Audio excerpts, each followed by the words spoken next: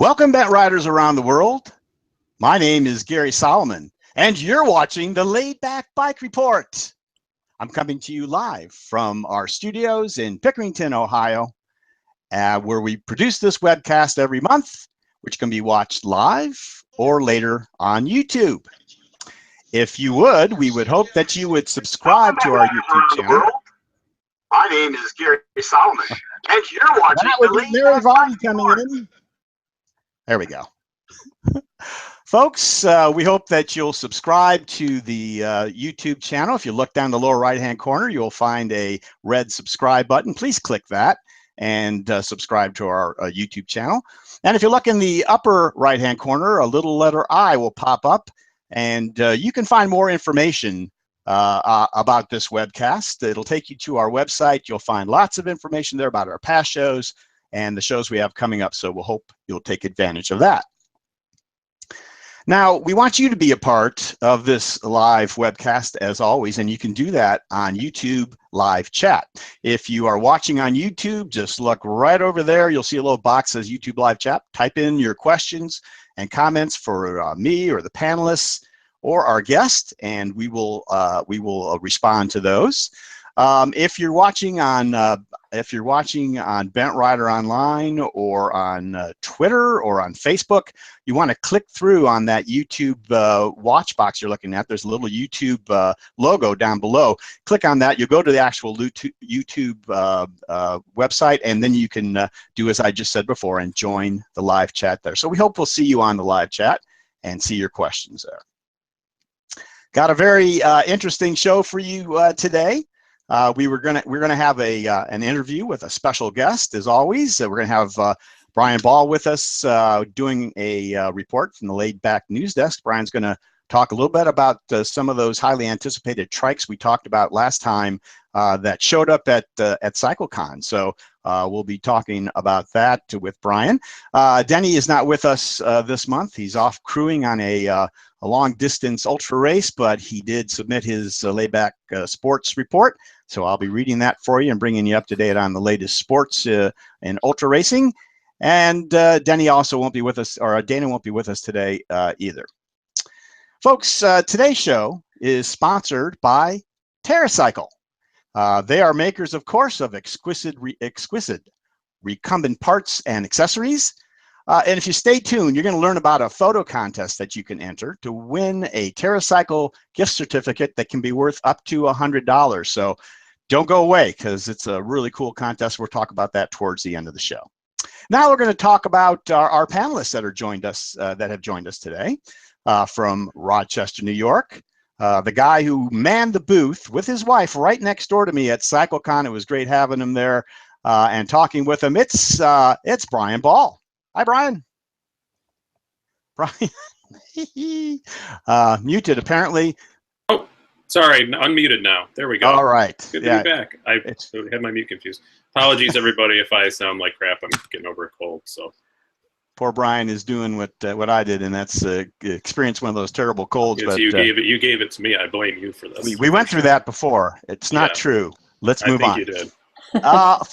Speaking of colds, from Cold Spring, Kentucky. He's delirious. What a segue. Yeah, it's a segue if I ever heard one. It was great. That was great. Thank you very much. Speaking of colds, from Cold Spring, Kentucky, deliriously excited about his new e-assist trike, the esteemed co-editor of Bent Rider magazine, it's Larry Varney. Hello, Larry. Larry is gone. Larry apparently is just here to disrupt the show, so we'll see Larry later, perhaps. Okay, how about going to Wabasha, Minnesota?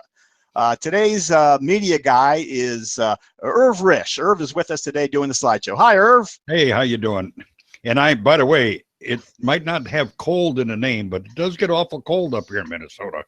Yeah, I'm sure. There's no doubt about that. So very good. And then from Dallas, Texas, really helping us out today, back from his Southern Pack tour in his Velomobile. Who else could do something like that? It's Mr. Wizard himself, Doug Davis. Hi, Doug. Only the truly insane can do that. And that's why we picked you, Doug. So for that and for this. So we appreciate you being with us. Thanks for helping us out on the directing today. All right. So now I want to talk to you about our special guest. Is it safe for a woman to travel by herself on a recumbent trike around the world these days? No one hears this question more than our adventure-seeking guest on today's show. I think you'll be surprised by her response and delighted by her tales of discovery while riding three wheels in search of diverse cultures and epic vistas. For many people, speeding through life has become an addiction. Bent Riders, I'd like you to meet someone who has found the cure. In fact, we're going to call her the cure. Say hello to Sylvia Halpern. Hi, Sylvia. Hola a todos de Mexico. Yes, that's Spanish for hello, I think. And Hello, everybody from Mexico. Sylvia is in Mexico. What's Guano? What's the name of that city, please? Guanajuato. Guanajuato, Mexico. We're very glad to have you with us, Sylvia. Thank you. All right, so you're here for an interview, I believe. So let's ask some questions. I guess that's typically what goes on in these things. So I'm wondering about. We'll start from the very beginning, if you can. Tell us a little bit about your personal history, maybe your education and your work past. Yeah, so I worked as a computer programmer for many years. I worked in Milwaukee, Wisconsin. I programmed in COBOL. Yes, COBOL. And then a friend came to visit and she said, you know what, Sylvia, you don't need to be here. Why don't you move to Portland, Oregon? So I did, and I got the exact same job working for a newspaper there called The Oregonian. Again, programming in COBOL. Oh my goodness, it's a good job, but it was a little bit boring.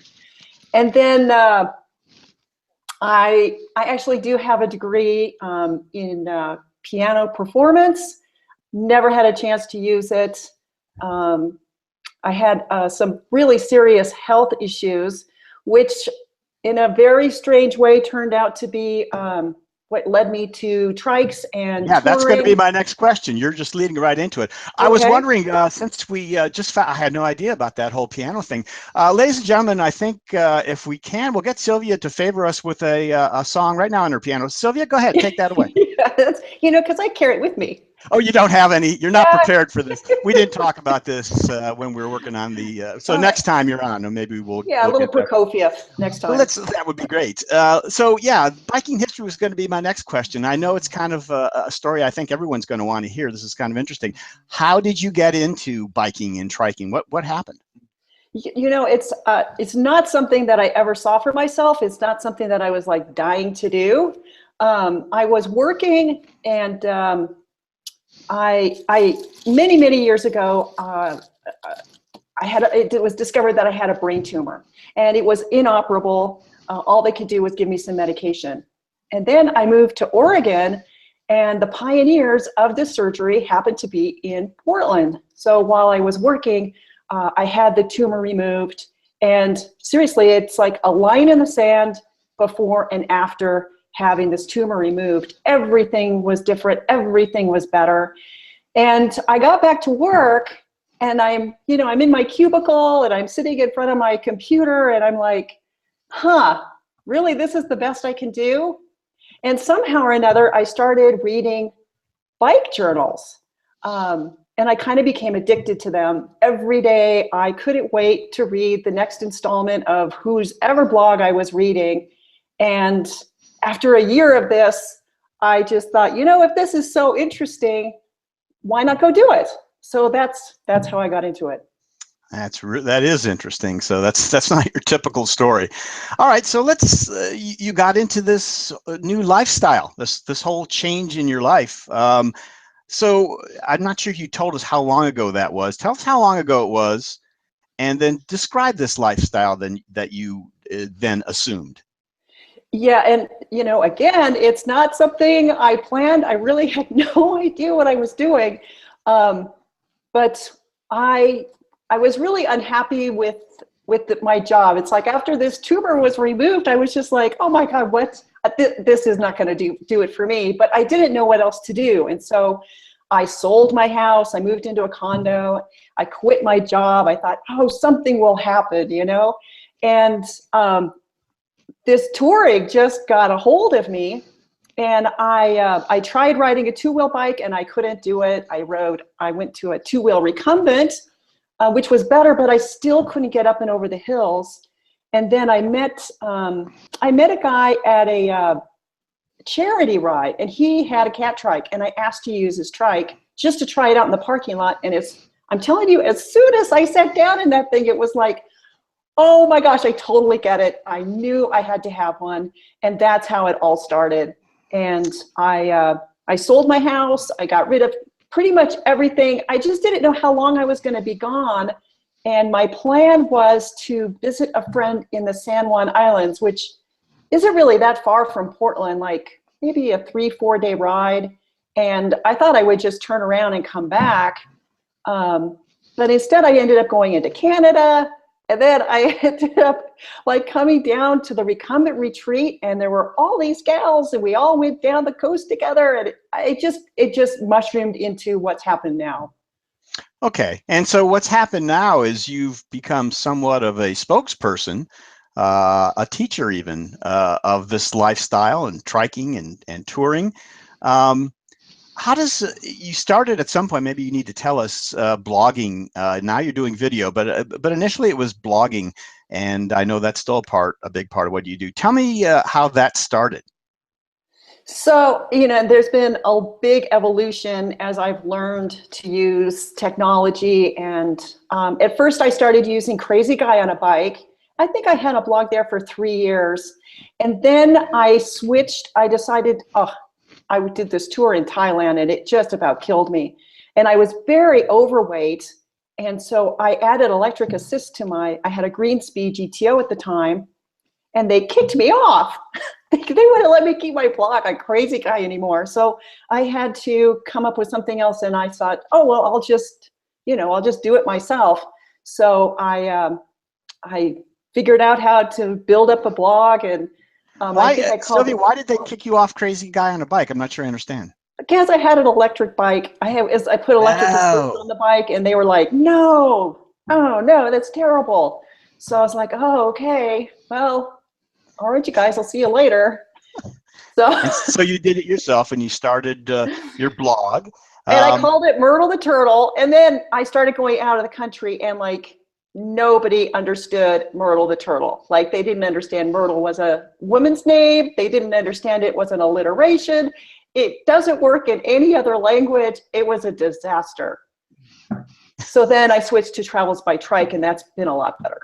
Okay, I guess that makes more sense worldwide, doesn't it? All right, so in thinking about setting up the Crazy Guy on the Bike and the blogs, what were you thinking about doing? Was this just about telling your story, or were you thinking about maybe being a role model for people in terms of what this can do health-wise and what this could do as far as expanding people's lives?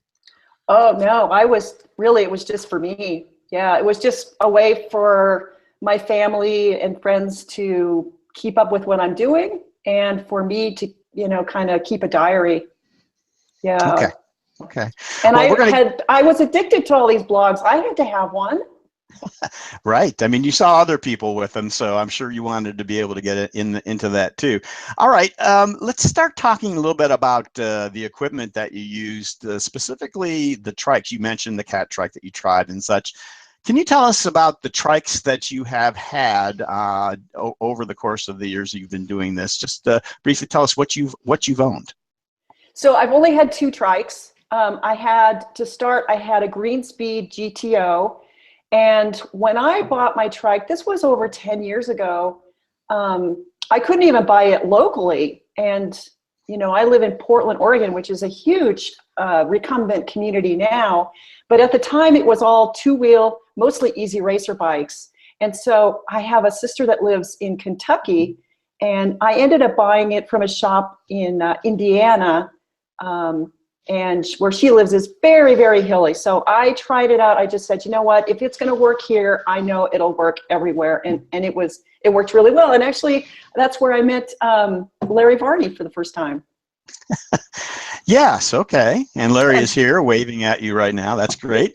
Yeah, and then what I did is I was in Thailand, and I was like, just struggling. It was so hot. And I thought, I got to put an electric assist on this that's, you know, that's it. So I went back to Portland, and with Pat and Robert Johnson and EcoSpeed, they helped me put together it was a beautiful system, and I used it to go across the country. And funny enough, on this tour, I ended up losing a lot of weight. I lost like 90 pounds. And so I didn't need it anymore because like I lost so much weight. And then the trike became too big for me, like the X seam, I couldn't bring the boom in anymore. And so I had to get a new trike. So I bought an HP Scorpion, and I've been riding that ever since. So HP Velotechnik Scorpion is your current ride. Yeah. And you have it decked out to the max with all kinds of interesting stuff. And that's where I want to go next. But I want to take a second here and talk to the people that are on the live chat and let you guys know we are watching. Let's see who we have here. We've got Tony Kervenin from Finland, and Zachary Mormon's on. Ken Kaiser, hi. Richard Myers, good to see you on the chat. We also have the Angry Fish Guy, which is, I think, someone who is a fan of Sylvia. Good to see you for the first time. Arnie Foreman, a good friend, hi. James Andrews is also on the chat. Now, some of you guys have some interesting questions. I'm going to put those to Sylvia as we get a little bit further on in the interview. So please put those questions up there and any comments you have, and we're going to take another break in a little while and talk to Sylvia about those. But now let's get back to what we were talking about as far as accessorizing Sylvia's trike. Now, it just so happens that TerraCycle is our sponsor today for this show. And so I want to delve a little bit into, first of all, how you met Pat Franz. I think you might have touched on that, but how did you meet Pat for the first time? You know, so Pat is in Portland, Oregon, and he's an amazing resource for all things recumbent. He's just the nicest guy, and if you just want to experiment, you've just got this crazy idea, you can go talk to Pat about it, and I'm telling you, he'll come up with a way to make it work. And so over the years, I've come to him with like weird camera ideas, or, oh, I'd really like to have a bag that's here, and he's really fun. I think Pat not only will help you out in those, and many other touring cyclists out in those situations, I think he learns a lot from the questions and requests that he gets from you guys, because he often, I think, will turn that into a product because you may not be the only one that's looking for something like that. Is that something you've heard from him? Like, for instance, a lot of people are talking about putting side seat mount bags on their tricycles to have a bag like right next to your seat, so your stuff is very handy. And he went with the Arkell bags, and it's their handlebar bag that usually fits in front of the handlebars, and the clamps are very long. And he didn't like this. It put the bag too far, so it stuck out beyond the front wheels, and he developed a clamp that's like, probably half the size and tucks it in close to the seat. And it's really very elegant. Yeah, as are most all his products. He does a great job in design as well. I've often said that the recumbent bike industry doesn't function without Pat Franz, pretty much. That's probably true. Yeah. I think it is true, Bryan. Okay. So let's go ahead and drill down into some of these specific products. We've got some pictures, I think, to show.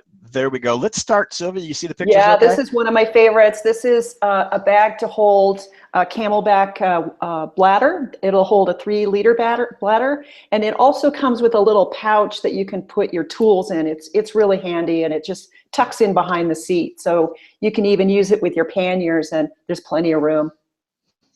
Okay. Then Sylvia, go ahead and say next when you're ready to go on to the next one. So this is a boom bag. I've also used this bag on when I had my Green Speed. The neck rest on the Green Speed is really large, and there's the places where it attaches to the seat are really far apart. You can actually attach this bag to that neck rest, but it's intended to go on the boom and to hang down. Just a place to keep your tools, or wallet, or anything, your cell phone, whatever it is you want to keep handy and at arm's reach. And that's the same one. Okay, next slide. Oh, this one, this was an idea. I bought a new helmet cam, Sony, and I wanted to see if there was a way I could put it so that, because the thing about cameras and trikes is you don't want crotch shots. So it needs to be up high enough. And I wanted to have it go swivel so I could have it talk, I could talk to it, or I could, show the scenery in front of me. Unfortunately, this particular idea had a little bit too much vibration, but I mean, you could see there's like probably 6 different parts that he put together, and it totally works. There's just not stable enough for the footage. Okay, now this is the coolest thing. This is a cargo monster.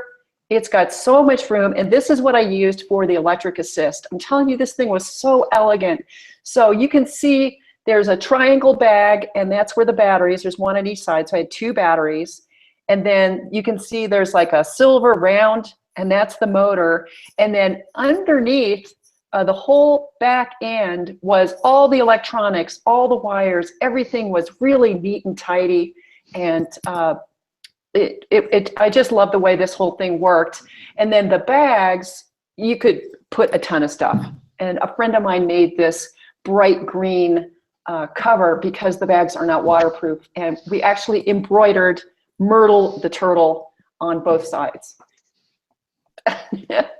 And these are very bright lights. I have both of these. I have 2 flagpoles, so I have white one on one and the red one on another. They're very lightweight, they last forever, and you can charge them with a USB cable. Next slide. And these, I love these flags. He also has other purple sky flags. These ones are from Germany. This is the smaller model, and I have that one in the orange, and then I have the yellow in a tall flag. And these are made of a cloth, and I really like them. And then the next slide, yeah. So this is probably the thing that TerraCycle is the most famous for, and this is their idlers.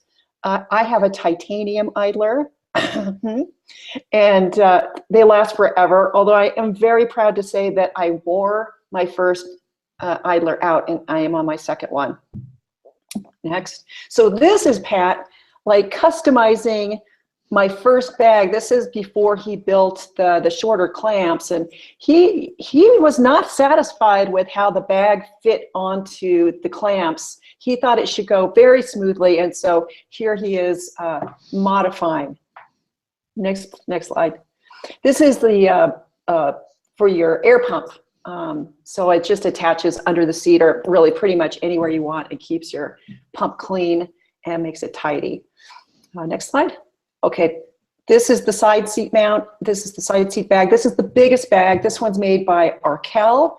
And I'm telling you, this thing holds so much. I love this bag.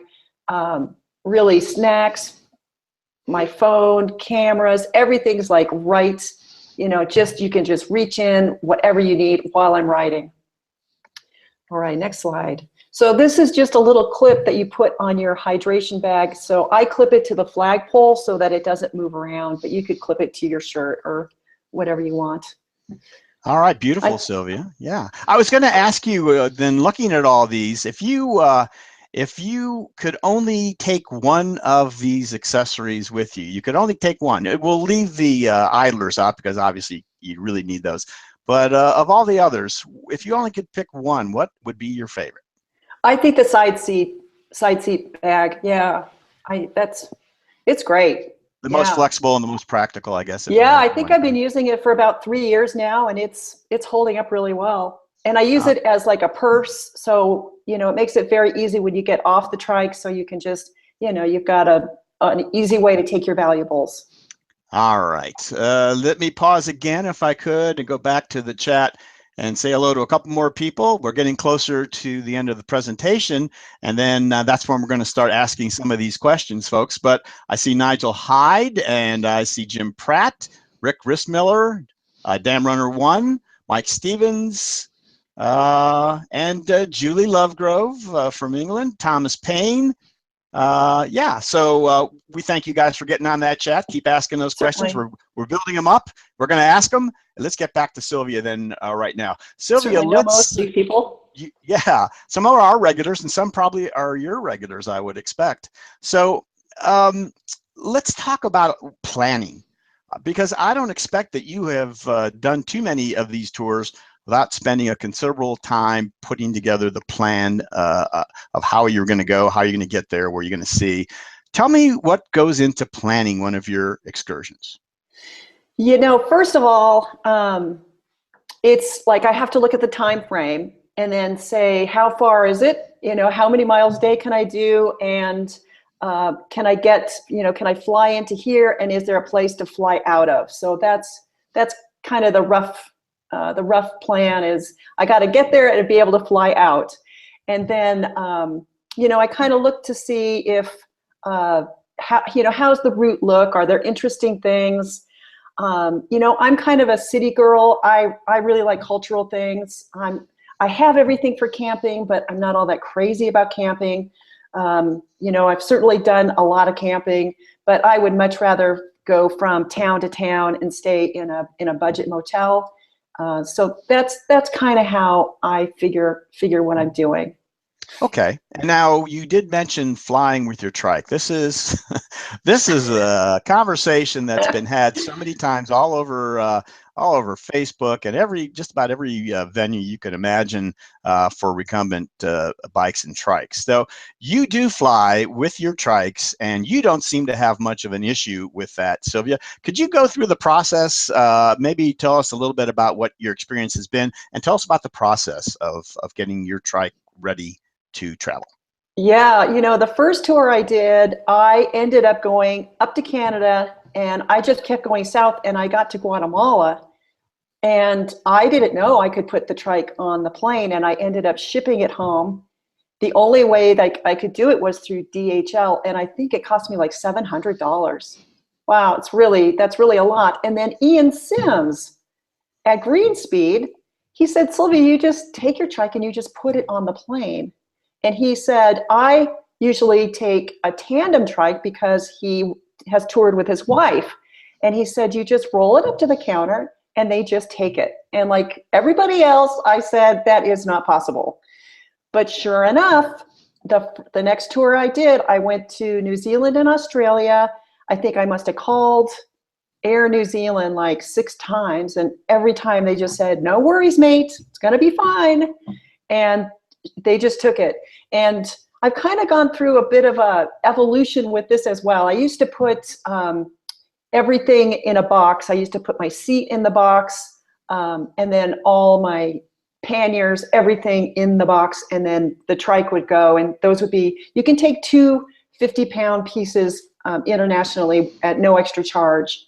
But then I've discovered that I can attach the seat to the trike, bungee it down, and then my 2 panniers I can bungee together, and that becomes the other piece of luggage. And then okay, Doug, I'm sorry, just for a second. Doug, could you hit that shot that Irv's got up there of her trike kind of packed up there? And you should see that in a minute, because I think that will be of some interest. Yeah, and this one is like yeah, early on where I really bubble wrap it a lot. I don't go through quite this extensive packing anymore, but you know, essentially when you get your trike ready to go on an airplane, for me, it's really important that anything that has grease is covered, because it's going to go into the cargo hold with everyone's luggage. And I know I'd be really angry if my luggage came with bike grease. So, and you know, and the baggage handlers are going to pick up your trike, and you know, they're going to get grease all over them. So it's not necessary, but I think it's just, you know, common courtesy. And the airlines really like to see the bubble wrap too. So the message from Sylvia Halpern on flying with your trike is just go do it. Don't worry about it. Yeah, don't no worry worries, about it. mate. You know, and it's a bit controversial. I've had some heated discussion with people because they say the reason I can do it is it goes as a mobility device. When they see, the airlines see the 3 wheels, they automatically assume you have a disability. And I know a lot of people say, well, aren't you cheating? And you know, and personally, no, I don't think I am cheating. It is a mobility device. All bikes are mobility devices.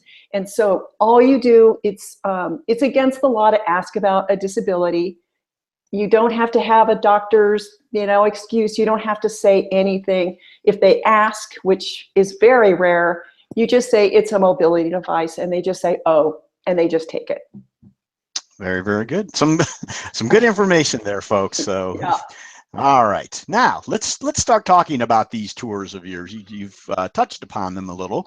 Where have your tours taken you? So just briefly, if you would, Sylvia, just tell us where you've been. Yeah. So the first tour was from Canada to Guatemala. I spent 6 months touring in Mexico. The next one was New Zealand and Australia. In Australia. I think that was like 7 or 8 months. Then I did Southeast Asia. I was in Vietnam, Laos, Cambodia, and Thailand. Then I think I went across the United States with my electric assist. And then I bought my Scorpion, and I went to Singapore, Malaysia, Thailand, a little bit of Laos, and into China. Then I think I went to Europe, and I ended up going through Turkey. Oh, I went through Spain, Portugal, and then Turkey. And then I did another tour in Europe. I went from Spain, let's see, Spain and Morocco and Italy. And then the last tour I did was across the United States. Great. So for those of our viewers who know that our show runs a little long, we're going to go through every one of those tours in meticulous detail right now. So this will be a 7-hour show. I hope you folks don't mind. No, we're not going to do it. What this means, folks, is we are going to have Sylvia back on this show because we need to talk about a lot of what she's done. It's fascinating stuff, and she's got so much to talk about.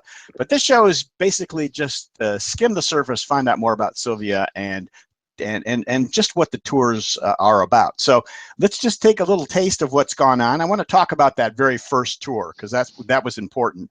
Sylvia, tell us about the very first tour you took. And Doug, if you'll hit that shot, please. Yeah, so this is leaving the driveway. This is mile 00 on that Garmin. And you can see I've got quite a bit of stuff. And I started with a fairing. I bought this Trike used, and it came with a fairing. And I actually really liked the fairing, especially to start out with. I kind of felt protected by it. I felt less vulnerable, and I thought it was really nice. I've got my little turtle there, and I think I took like 3 or 4 days to go up to the San Juan Islands, and I visited an old high school buddy.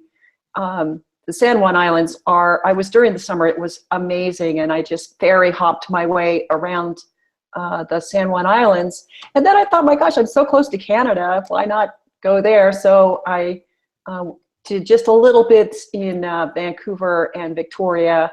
And then I started going south, and I ended up, the recumbent retreat is every, it used to be at the end of August. So I went there, and I really didn't know what I was going to do, but 5 gals, we called ourselves, I think that's the next slide. Actually, this is the progression. So we're going to go ahead and talk about the highlights of some of your tours now that we've started you on that way. So yeah, go ahead. So this would be a good place to put this because this is the Bitch and Bent Biker Babes. So there were 3 Trikes and 2 Gold Rushes, and I rode with these gals through Oregon.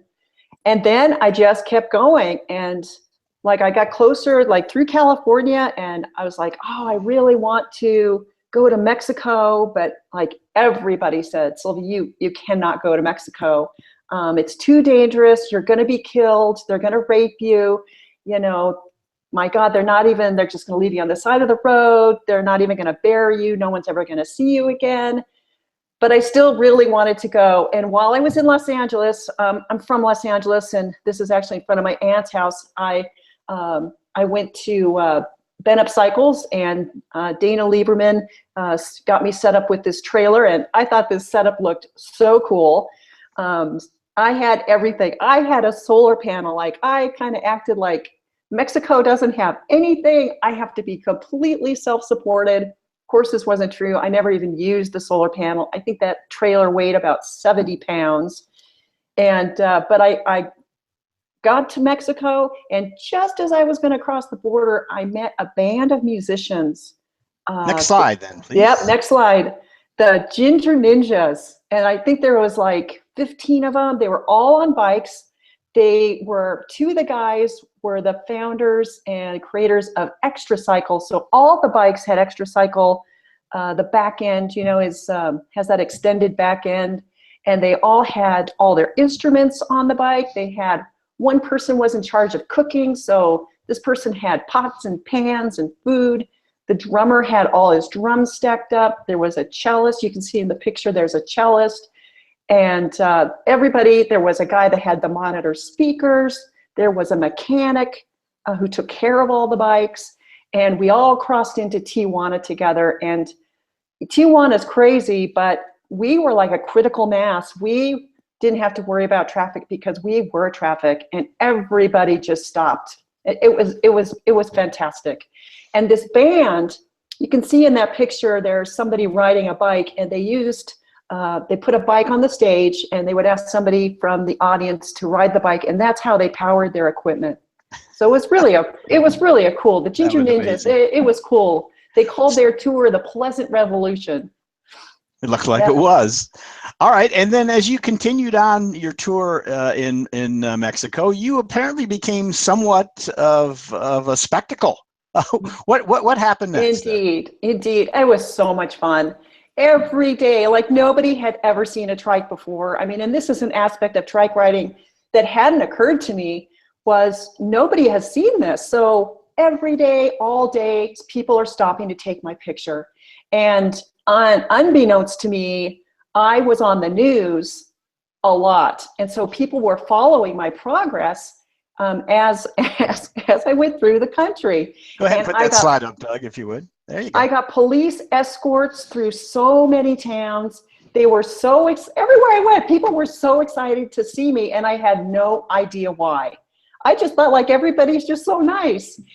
Oh, there were places where I didn't know why I was getting a police escort, and I would be going so slowly up these hills, and the police would be behind me with their lights flashing on the loudspeaker. You can do it! You can do it! Oh, I would be laughing so hard, I would have tears coming down my face. And then when I got to Mazatlan, I was in a coffee shop, and this woman like knew who I was, and she said, "Oh, we need to get you on the newspaper." So the big Mexico paper did an interview, and then of course everybody knew who I was. And I mean, people were throwing me water, they're throwing me beer. It was really fun. And then the Sylvia Halpern tour, now that everybody knew who you were, continued. Yeah, I wanted to show that that shot right there. What is this about? And I can't remember. I think this is in Guadalajara, and maybe it was like there was too much traffic and I just didn't feel safe. And so I think I had taken a bus from Puerto Vallarta to Guadalajara, and I didn't know how to get into the city. And I was just kind of standing outside thinking like, I don't know. And these guys were like so excited. They said, "Come on, we'll take you." And it was really fun. All right, let's go on to the next slide here. We strapped it to the top of the trike. There you went.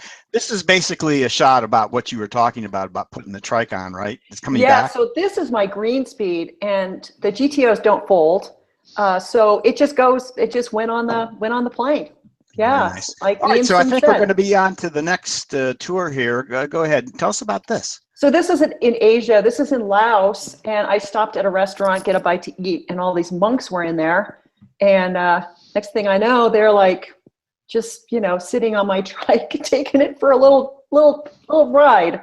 So that was pretty fun, getting these monks. And this is in Cambodia. This is public transportation. Like, this is the cheap public transportation. And I mean, they're just stacked in there like sardines. I don't know what they do if they need to pee. I don't know how they tell the driver, this is my stop.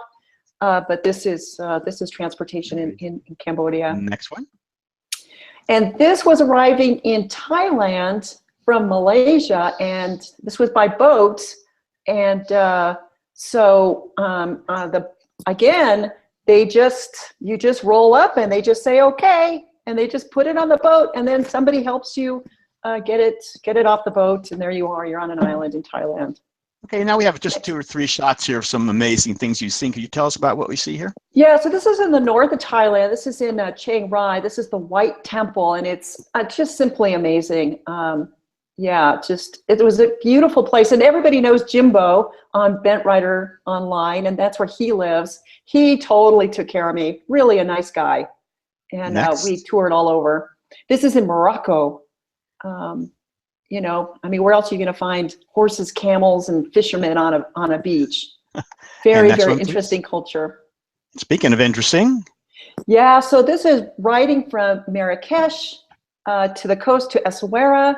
Oh my God, and in Morocco too, like I got so many police escorts. It was like going from town to town. They just would like pass me on.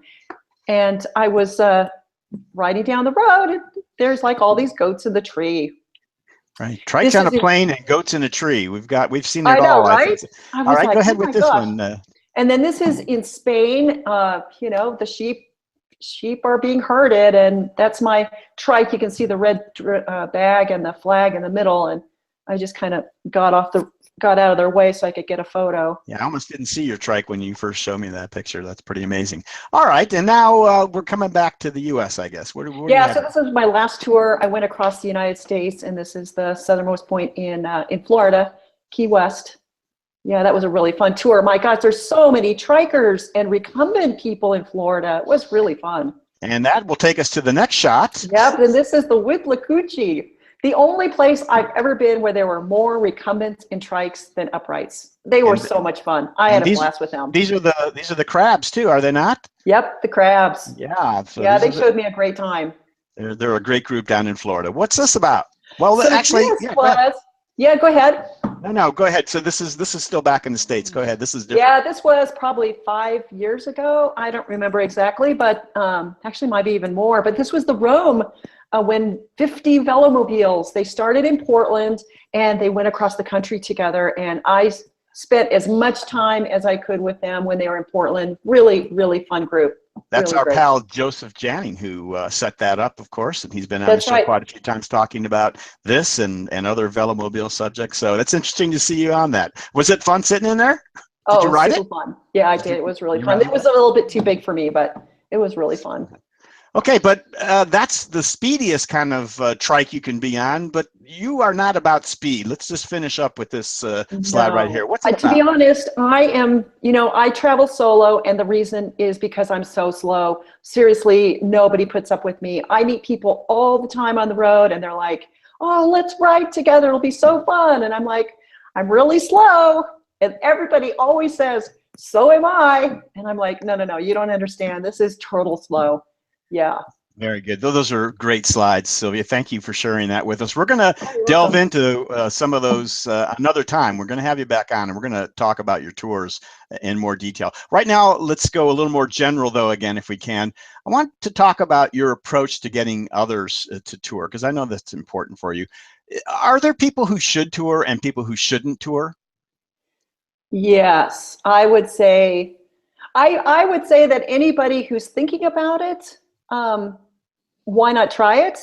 And it's definitely not for everybody. To be honest, I'm really surprised that it's worked out so well for me, because every day you have to figure everything out all new. And so you have to figure out your routes. You have to figure out where's the grocery store, where's the hotel, you have to do it all over again every day, and staying in a different place every day, it can get exhausting. So it's really not for everyone.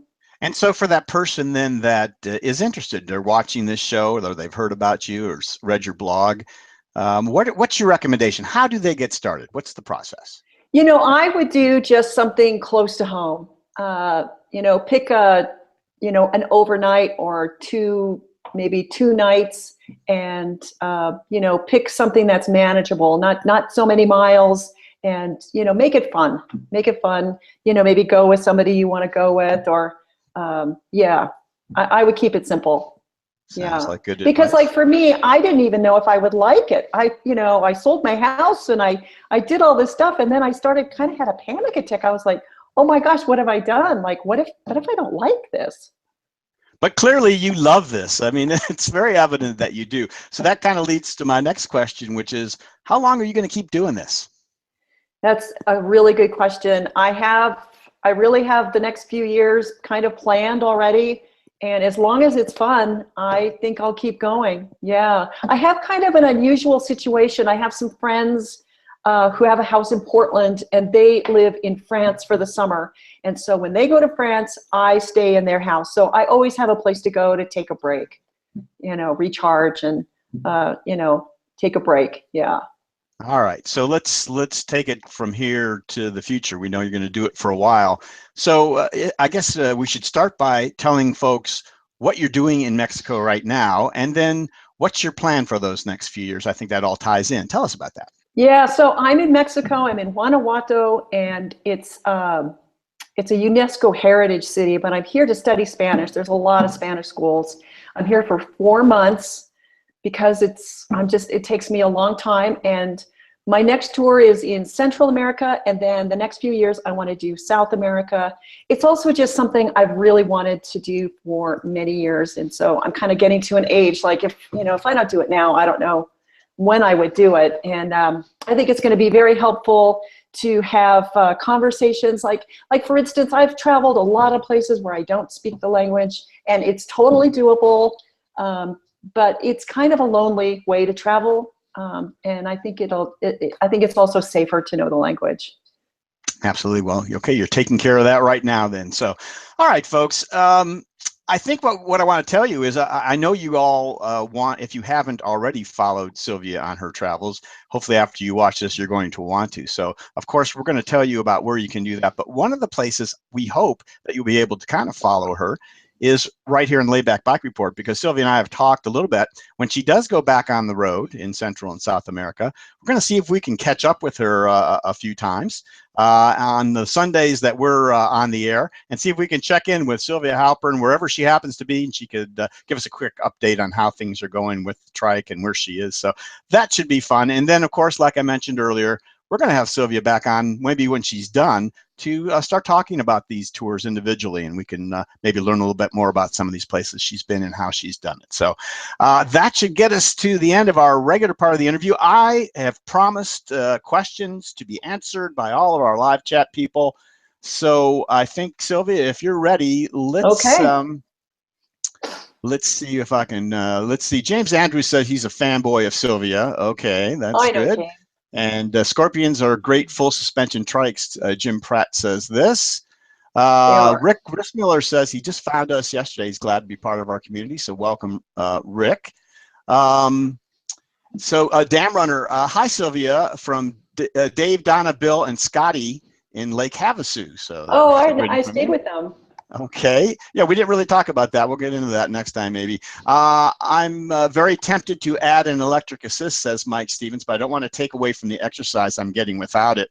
So it's a matter of what you need, I think, as Sylvia talked about there. James Andrews says, Sylvia is a source of my ideas to go touring. So that's kind of nice. Nice.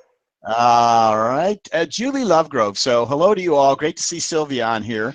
We have recently enjoyed Sylvia's videos and like the look of her alcohol burner, Sylvia. Oh, yeah, I did a review. Yeah.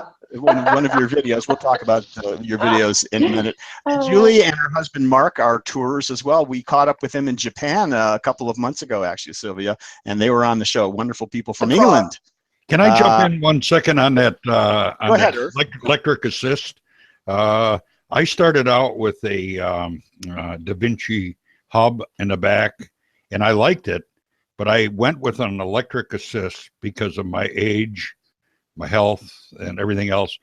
For old guys, I got to be honest with you, it is really a way to go. I mean, I'm 79 years old and I'm still riding a trike, a year away from 80, and I hope when I'm 85, 90, I'm still riding the thing yet. And my wife loves it, but that's the only reason I got on one is because of the electric assist. So it's becoming more and more popular all the time. Yeah, why not get on one as opposed to not ever riding? I don't see the drawback there. That makes incredibly good sense to me. And to be honest, the only reason it doesn't really work for touring if you're going to take it out of the country, because you cannot take the batteries on the plane. And it may not be the most practical thing either for touring. I've heard that many times. That's a separate thing, isn't it? Yeah. Mm-hmm. All right. Okay, now let's go to Jim Pratt says boom bags. Nice idea. Jay Singer has a question, Sylvia. Do you stay with warm showers hosts? I do. They're great. Warm showers is like fantastic. I've always had a great experience with warm showers. It's especially this last tour. Oh my God, I stayed with so many Trikers. It was so much fun. A good endorsement there. So, and Jay Singer also says, Sylvia, you look so healthy, a real advertisement for triking. So we've talked about how it. So, Ken Kaiser, one of my local friends here. What is the most time-consuming part of preparing for a trip, Sylvia? The most labor-intensive part? I guess, I'm always looking at my gear and looking for improvements. I probably spend way more money than I should, and I'm just constantly researching, how to make my gear better, and that's pretty time consuming. And then I guess I spend a lot of time researching the route, and then to be honest, I don't really do much once I start touring. I really just plan for 2 days. I discovered that you have to plan for 2 because you can get yourself someplace and you can't get to there's no place to go. So it's always important to have 2 days planned. Okay, good. If that makes sense. It does. And James Andrews also says, to me, Sylvia is a hero because she is brave and doesn't avoid challenges that most of us are afraid to try. She tries things that we have yet to do. Good advice from her always. So I guess that's a comment, but it's a very, very nice one. Also says she needs to be on several shows to get more details. We're going to do that, James. And Roll Over America, there was a little discussion there. It's not RAM, it is Roll Over America. That's right, Rome. Right, yeah. Right. And okay, here, one more from Ken. I think we're going to finish up here. How difficult is it to find parts when you're traveling if something goes bad? It really isn't that difficult because the parts for the Trike are pretty much regular bike parts. Like, for instance, in Morocco, I had a bent derailleur hanger, and I found an amazing mechanic in Agadir, Morocco, of all places. And it just seems like whenever I need stuff, I can find it. Yeah. Okay.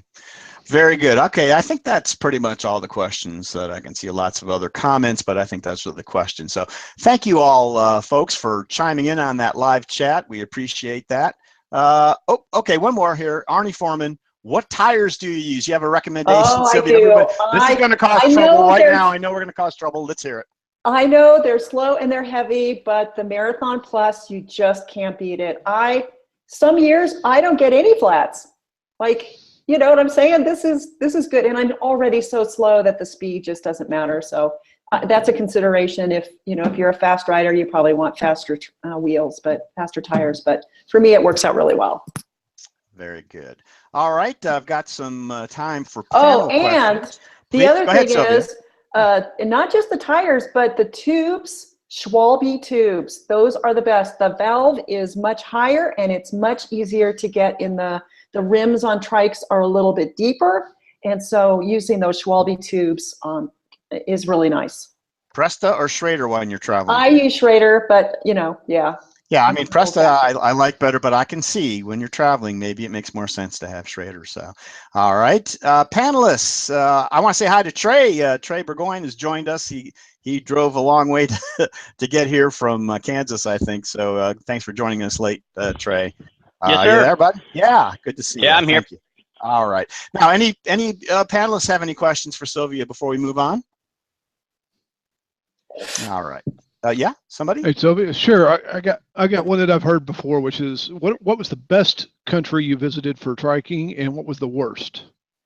Well, I have to say Mexico was the best because it really opened up the world. I mean, seriously, everybody said I would be killed if I went, and it was a magical experience. And it said to me, you know what, if I can do this, I can pretty much go anywhere.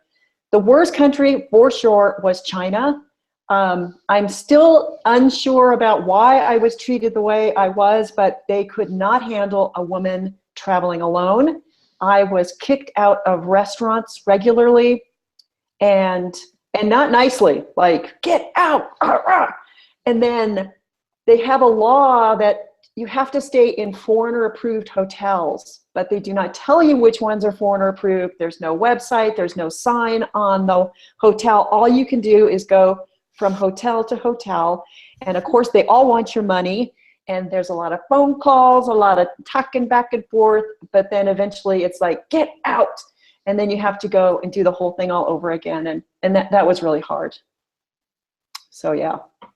Good question, Doug. So yeah, so not only the dangers that you encounter or potential dangers that people foresee for you as a woman, there are real differences for a woman traveling in various parts of the world that you've encountered. Then, are there other ones that just brings to mind? I was wondering if you go ahead. I would say, if you're, to be respectful of the culture, like for instance, Malaysia, Morocco, Turkey, they're Muslim countries, and I mean, I tend to dress conservatively anyway, but I think it's nice. Like a lot of places I went, I saw other tourists, especially men, and they're going shirtless, and it's very disrespectful. And I think you can get yourself in a bit of trouble.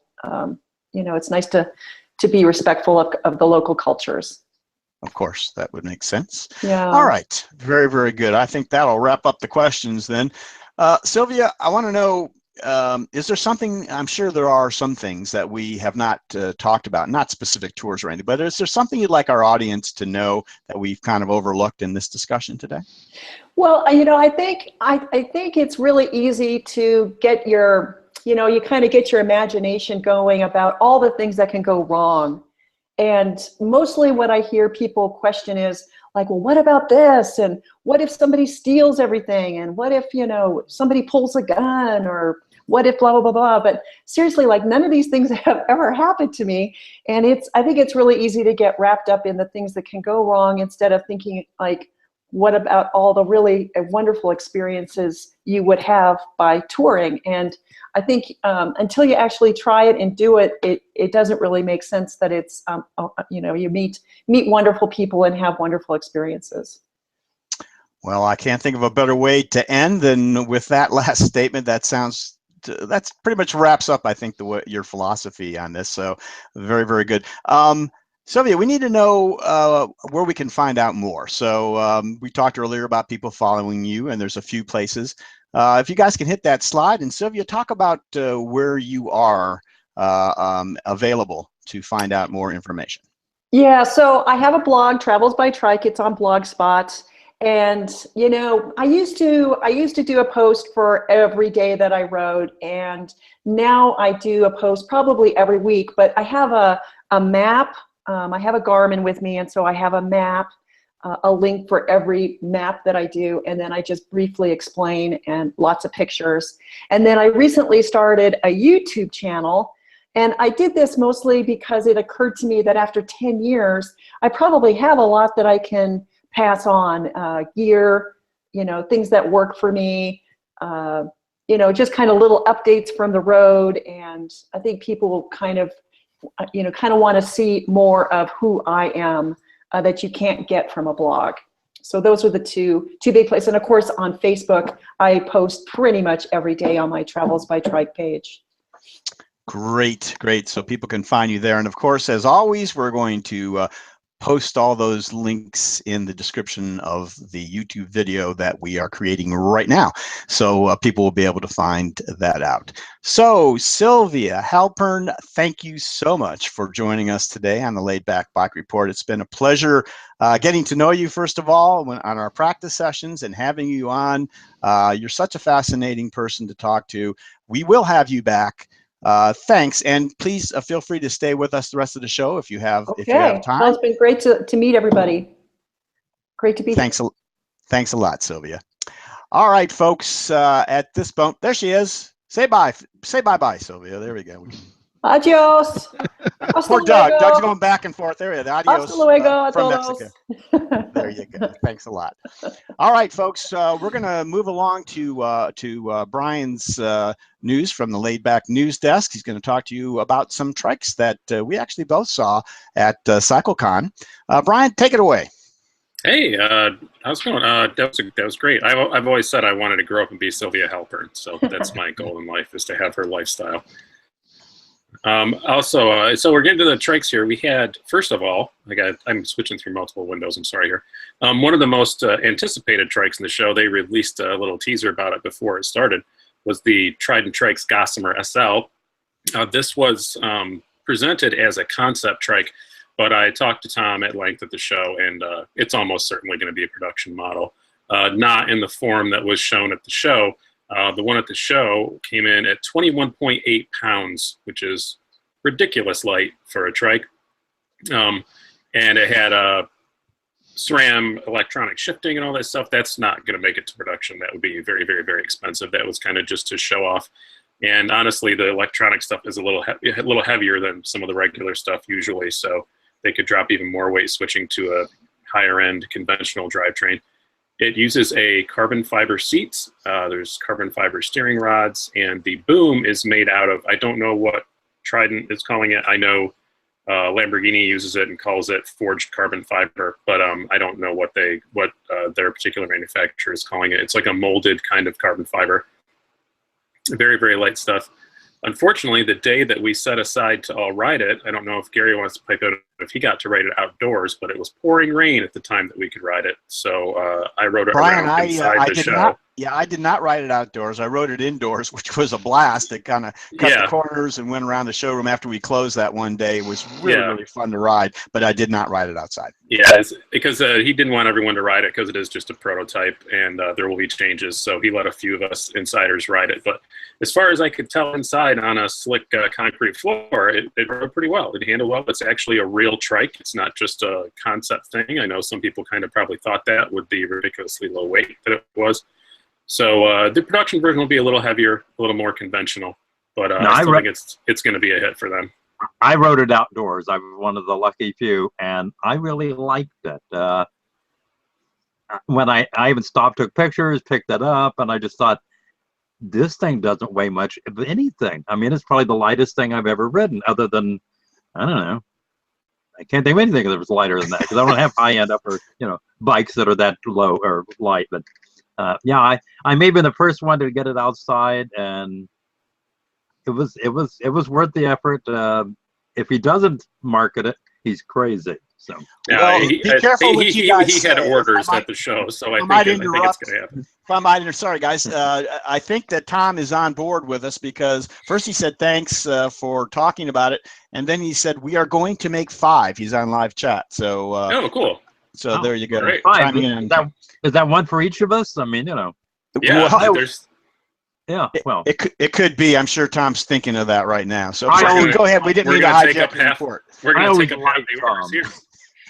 Tom is one of my favorite people. Oh, and just to let you know, it's not Tom, it's Rudy actually, who he just chimed in. But Rudy's one of our favorite people too. Yeah. Bryan, we didn't mean to hijack. Sorry, That's go ahead. Okay. It's breaking news. It's information. It is. I should have done the Anderson Cooper in my earpiece thing. Also, Cat Trike was showing their new 700. The major changes on it, the seat is honestly drastically different. I was surprised when I got on it how much different the seat felt. Much more comfortable than the old 700 was, not that it was that bad. Also, I felt like you were really planted in the seat. When you laid the power down, you didn't slide up the seat. I always kind of noticed that on the old 700 a little bit. And the other major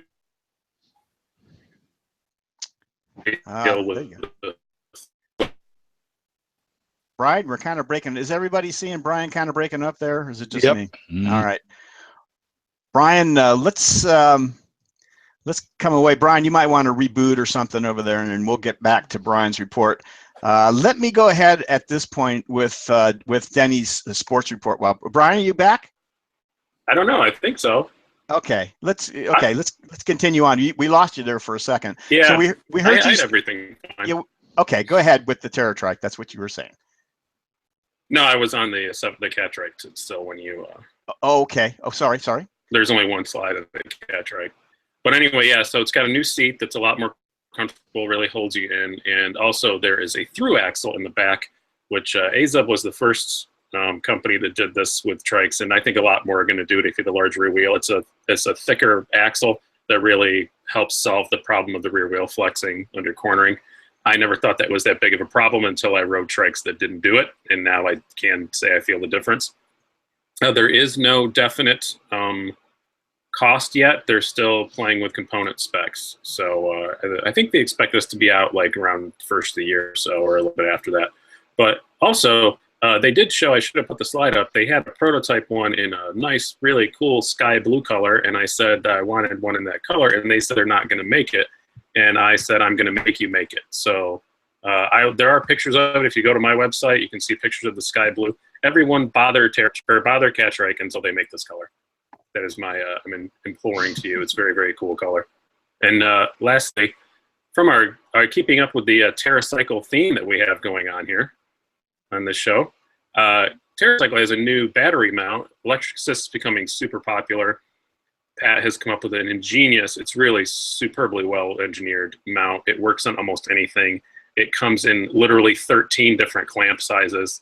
You can configure it right and left, and that whole thing moves in 360 degrees. So there's almost nowhere you can't use to hard mount your battery pack to your trike. So I plan on using one.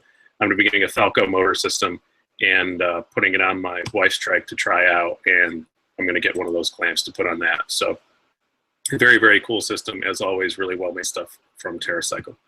And lastly, if you want to know more about RCC stuff, you can come visit us at bentrideronline.com. We've got our full coverage up there, and I know Gary's got a lot more coming after that. So thanks a lot. I hope I made it through without breaking up now. You did. After you went away, you came back nicely. So thanks so much, Bryan. And yeah, Bryan's got a great report up on BentRider. You want to go there and take a look. He's got lots of cool pictures of a lot of the things he sees and saw, I should say, there. So, and yeah, we're going to have our video up. I'm going to talk about that a little later before the end of the month. So we'll have more to see there. And at this point, I'm going to go to Denny's sports report. So if you want to hit that first picture for me, Doug, there we go.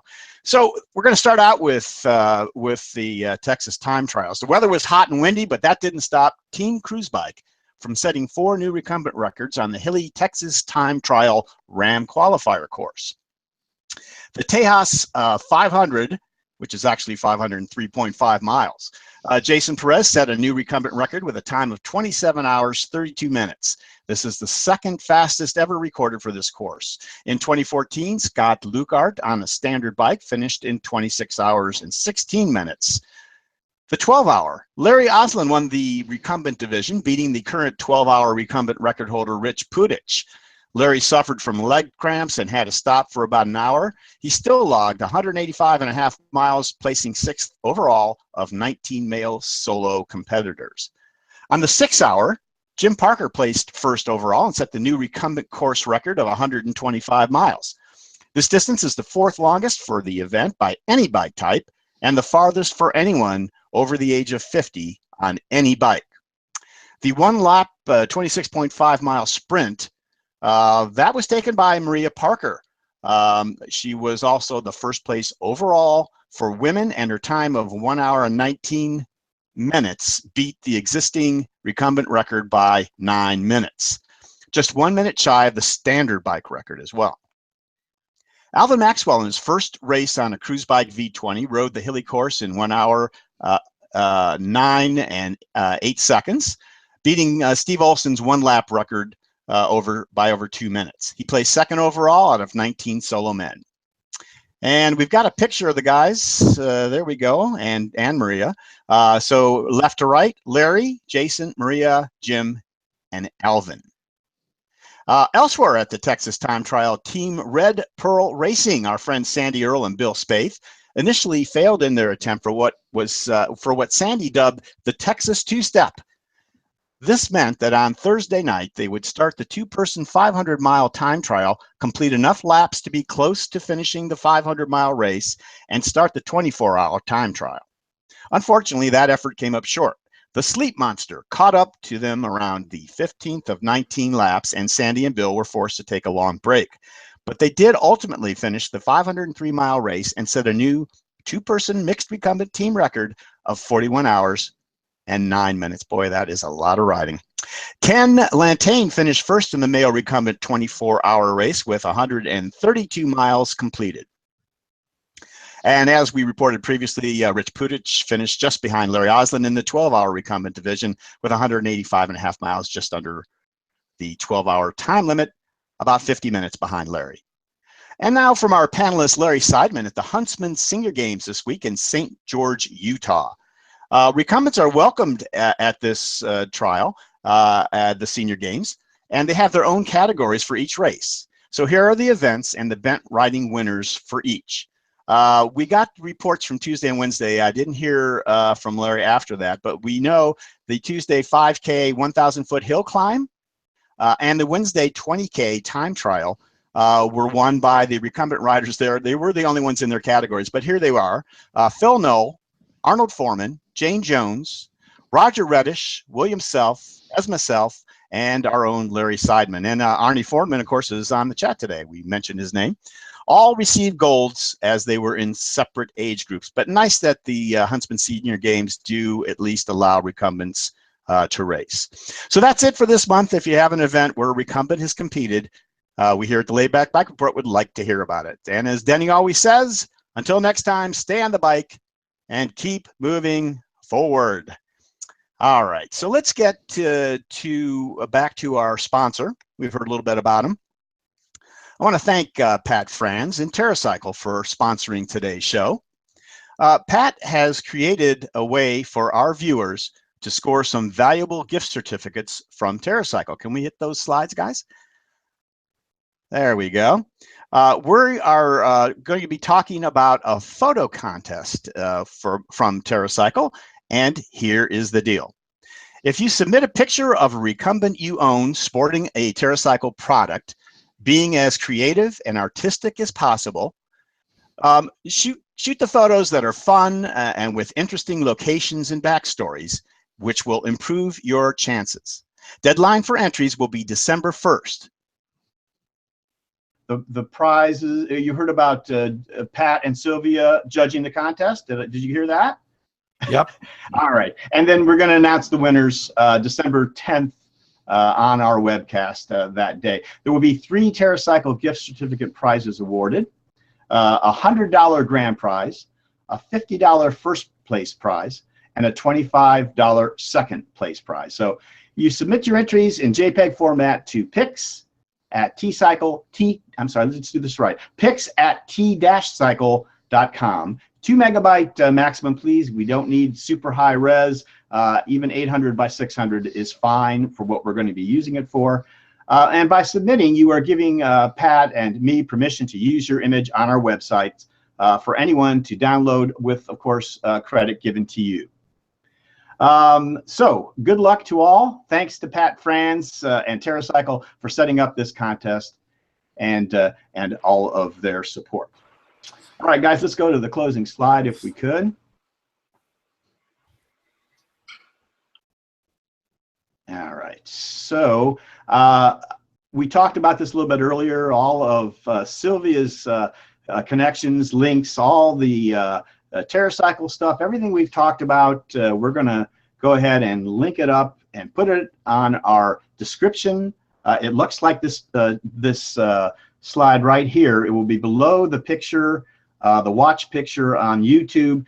You're going to first see a table of contents. Of course, our shows are rather long. We put a table of contents with linked times so that you can go to each particular section of the show at your leisure.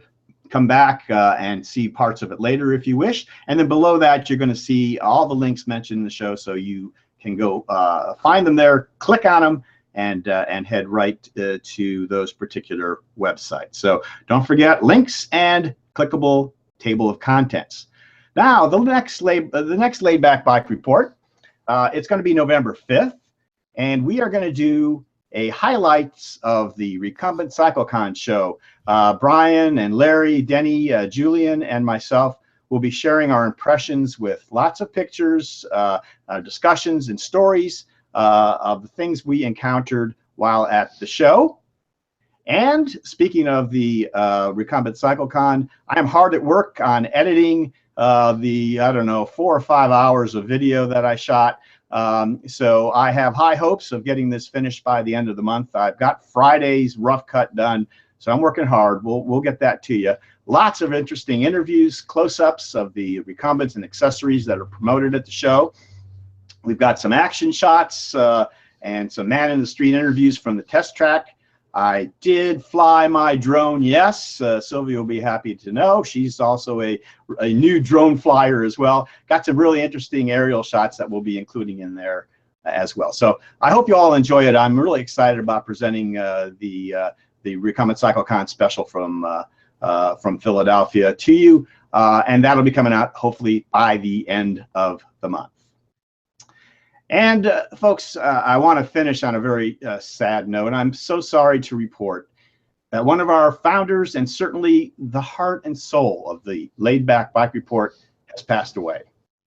My good friend and this show's technical director, Carl Kidd, lost his valiant battle with cancer this past Friday night.